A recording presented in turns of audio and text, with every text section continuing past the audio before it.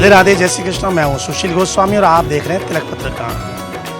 ब्रज वृंदावन में जहाँ भगवान श्री कृष्ण और राधा ने 84 कोस में अपनी अनेकों लीलाएं की हैं, उनकी तमाम लीला स्थली हैं। ब्रज के मंदिर, देवालय, वन, उपवन, पर्वत, सरोवर, इनके अलावा जो यहाँ का सबसे प्रमुख दर्शनीय तीर्थ स्थल है, तीर्थ स्थान है, वो है श्री यमुना महारानी। यमुना महारानी भगवान श्री कृष्ण की पटरानी है और ब्रज मंडल में कल कल कर बहती है। इनके दर्शन के लिए भी प्रतिवर्ष करोड़ों श्रद्धालु आते हैं। मथुरा हो, वृंदावन हो, गोकुल हो, महावन हो, हर जगह पर यमुना बहती है और उसके किनारे पर ये तीर्थ स्थान है। श्रद्धालु मंदिरों के दर्शन करने के बाद यमुना के घाट पर आते हैं, स्नान करते हैं, आचमन करते हैं, पूजा अर्चना करते हैं और वहीं नौका विहार कर उसका आनंद लेते हैं।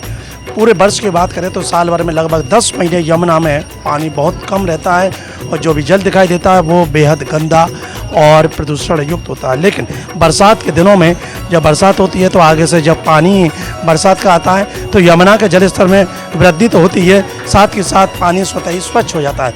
वर्तमान अगर हम वृंदावन की बात करें तो वृंदावन के घाटों पर बरसात के बाद यमुना के जल स्तर में जिस तरह से वृद्धि हुई है उससे घाटों की रौनक एक बार फिर लौट आई है। श्रद्धालु यहाँ जहाँ सुबह शाम आते थे, आप दोपहर में भी यहाँ देखने को मिल रहे हैं, क्योंकि आसमान में जब बादल छाए होते हुए रिमझिम बरसात होती है, वहीं जल स्तर में जो वृद्धि के कारण नावों की और मोटर बोट की भी संख्या बढ़ गई है, तो वो भी यहाँ पर फर्राटे मारती हुई इस जल में कीड़ा करती दिखाई देती हैं। तो इस समय श्रद्धालुओं की यहाँ रौनक बढ़ी है, घाटों पर नौका विहार कर रहे हैं और उसी के साथ यमुना में आचमन स्नान भी कर रहे हैं, क्योंकि जल इस समय बिल्कुल शुद्ध है। बरसात के पानी से गंदगी सारी बह गई है।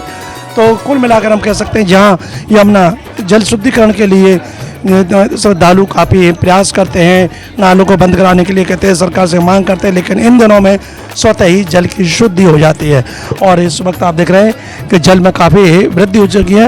हालांकि 2 दिन पहले तो यहाँ बिल्कुल घाट की सीढ़ियों को पानी छू गया था, लेकिन अब थोड़ा आगे जब गोकुल बैराज से पानी को छोड़ दिया गया है तो पानी में लगभग 2 फीट की अभी गिरावट आ गई है। लेकिन आसमान में जिस तरह से बादल हो रहे हैं और नहर सिंचाई विभाग के जो आंकड़े उसके अनुसार हथनी कुंड जो बांध है और दिल्ली का ओखला बांध, वहाँ से भी लगभग 50,000 क्यूसेक पानी छोड़ा जाएगा, तो उसके बाद जल स्तर में फिर से वृद्धि होगी।